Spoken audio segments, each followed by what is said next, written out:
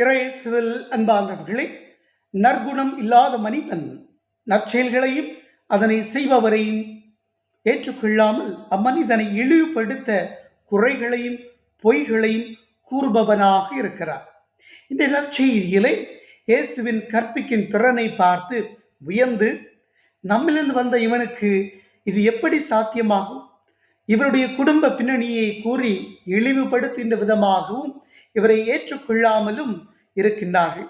இதற்கு காரணம் இவர்களுடைய நம்பிக்கையற்ற வாழ்வும் துர்குணம் நிறைந்த உள்ளமும் அவர்கள் வாழ்கின்ற வாழ்க்கை முறையுமாகும். நற்செயல்களை செய்பவரை தடுக்கின்ற துர்குணம் நிறைந்த மனிதர்களை இன்றும் நம் சமுதாயத்தில் சந்திக்கின்றோம். இயேசு செய்தது போன்று அவர் காட்டிய வழியில் இப்படிப்பட்ட மனிதர்களை சமுதாயத்தை கடந்து செல்வோம். செய்கின்ற நன்மைகளை தொடர்ந்து செய்வோம். இந்த நாள் நல்ல நாளாக அமையட்டும்.